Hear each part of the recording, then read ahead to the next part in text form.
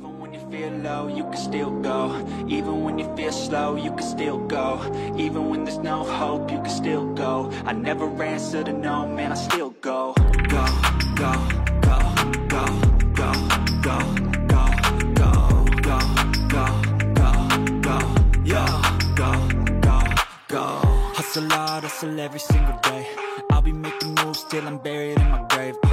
To the system, I don't wanna be a slave. I've been doing shit my way. Retrouvez les produits Eric Favre sur ericfavre-nation.sn. On a souvent caricaturé les lutteurs, le monde de la lutte sénégalaise de façon générale. Et c'est surtout peut-être parce que cette transition-là n'a pas souvent été réussie par beaucoup de lutteurs par le passé. Ça a toujours été une passion qu'on pratique et puis on passe à autre chose. Et très souvent, pour beaucoup d'entre eux, passer à autre chose, ça a été très difficile. En venant de Kaolack à 23 ans et en lançant votre première entreprise, j'imagine que vous avez dû faire peut-être l'objet de moqueries, de gens qui vous pensaient peut-être certainement très arrogants.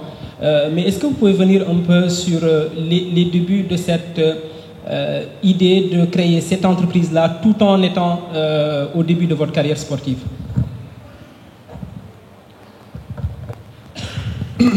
Merci beaucoup. En fait, je pense que je vais revenir un peu par rapport à l'historique en fait de la philosophie en fait du Boulfalais en fait. Je pense que j'ai l'habitude de dire qu'en fait au Sénégal il y a ce qu'on appelle la génération 68 et la génération 88 en fait.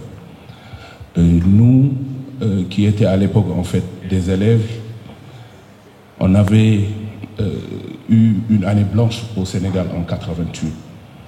Si vous vous souvenez, parce que après 88, au Sénégal, il y a eu pratiquement une révolution vis-à-vis de la jeunesse. D'où, en fait, des groupes de rap comme Dia Awadi à l'époque, les rappeurs, et Tyson, en fait, des gens qui avaient des prédispositions comme nous, en fait, à faire du sport, se sont virés à pratiquer le sport, en fait, parce que j'habitais au niveau de la banlieue, comme vous savez. J'ai commencé à faire le basket. Je ne me suis pas senti dans ce sport.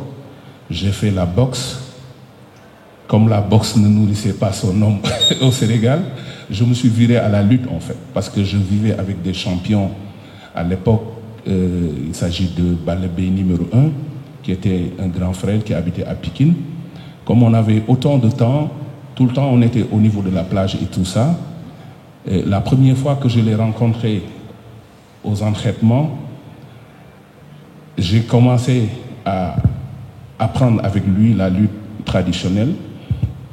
Au bout de 6 mois, il ne parvenait pas à me vaincre en fait dans nos combats respectifs aux entraînements. Et il me demandait à l'époque, je me souviens, mais jeune homme, qu'est-ce que tu fais dans la vie? Je lui dis que bon, moi je suis un élève, je vais au lycée pour apprendre. Il me dit que non, écoute, toi tu as des potentiels pour être un champion sur le plan sportif, pourquoi ne pas être lutteur, d'autant plus que tu cherches de l'argent. Bon, étant jeune, je me suis dit que bon, attends, le grand il est en train de déconner quoi. Moi je vais continuer mes études pour être en fait quelqu'un dans le domaine administratif ou quelque chose comme ça. Et comme on dit, l'appétit vient en mangeant. J'ai commencé en fait à faire les séances de lutte traditionnelle, communément appelées les mbapat. J'ai commencé à gagner un taureau parce que je cachais à l'époque mes parents que je pratiquais la lutte avec frappe. La lutte tout court en fait. Et je me souviens le jour où les gens prenaient en fait le taureau pour l'amener à la maison et tout ça, comme je disais à mon père que non. À chaque fois, on lui disait que mais on a rencontré ton fils là. Parce que moi, à l'époque, je ne m'appelais pas en fait Tyson, mais on m'appelait Kana en fait. Kana vient du diminutif de l'américain, quoi, tu vois. Et il me disait que mais toi là, on m'interpelle en me disant que tu es en train de faire la lutte dans les séances de lutte traditionnelle. Je dis non papa, moi je ne suis pas un lutteur parce que je le cachais en fait. Et le jour où on a amené en fait le taureau à la maison, il m'a dit que bon voilà, maintenant je pense que tu étais en train de regarder jusqu'à qu'on t'a donné un taureau. Vraiment, tu es un champion, en fait, du regard, quoi. Et c'est parti comme ça, en fait. Parce que, à l'époque, ce que je voulais faire comprendre aux gens, c'est que c'est très important, en fait, d'avoir une formation académique pour pouvoir faire, en fait, un sport à un certain niveau professionnel. Les Américains l'ont réussi quelque part parce que tu verras des gens qui sont plus doués que LeBron ou Kobe ou tant d'autres, mais comme ils refusent d'aller à l'école, ils ne sont pas admis à la NBA. Je pense que c'est très important à un certain niveau de connaître ou de savoir quel type de sportif qu'on veut avoir dans ce pays. Parce que les sportifs, à un certain niveau, c'est des ambassadeurs, en fait, tu vois, du Sénégal et du peuple sénégalais. Et que nous, quand on venait à l'époque, il y avait en fait, je me souviens à l'époque, il n'y avait que 3 écuries. On me disait que pour que tu sois un champion, il faut que tu sois soit au niveau de l'écurie de Pikine, au niveau de l'écurie Sérère, de Fass, ou bien l'écurie Walo. Après nous,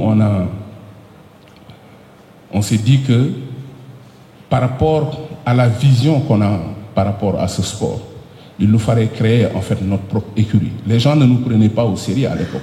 Ils se disaient que oui, c'est une bande de jeunes qui n'ont rien compris, qui veulent imposer des trucs. Et je me souviens, en fait, à l'époque, on a créé l'écurie Boulfalé. Boulfalé, comme je dis, n'a jamais été une écurie pour moi. Ça a été une philosophie de la vie, parce que j'avais des ambitions de la vie, parce que j'avais l'habitude de dire qu'en fait, le véritable combat pour Tyson, c'est le combat de la vie, en fait.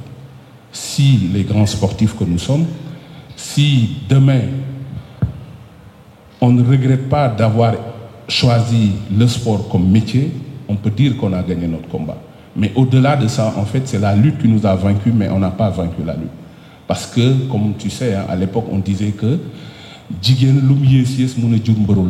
tu vois, parce que tellement que c'était mal vu par rapport à la société sénégalaise.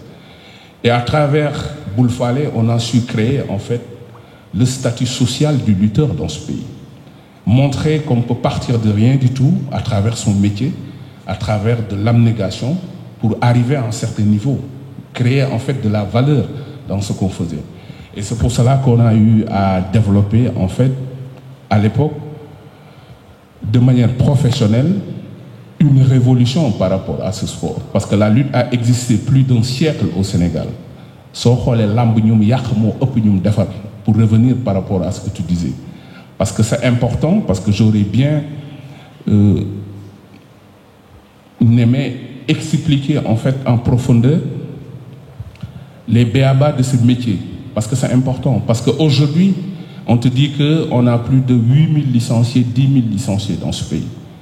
Parce que c'est l'espoir qui permet aux gens de pouvoir vivre. Et qu'aujourd'hui, on a su créer une énergie qui est là, qui est la lutte sénégalaise.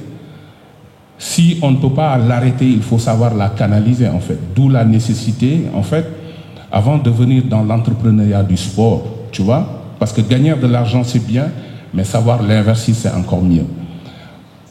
Parce que moi, quand j'étais, en fait, dans le milieu sportif, peut-être, ce virus, je l'ai piqué par rapport à mes parents, parce que mon père fut, en fait, un employé de la CDE, il fut menuisier coffreur, en fait. J'avais l'habitude, parce que quand j'ai écouté la championne dire qu'elle investit, en fait, dans l'immobilier, j'ai créé une structure, en fait, qui s'appelle TBC, Tyson Business Company, qui est dans le BTP. J'ai investi sur des engins lourds, je fais tout ce qui est aménagement, construction.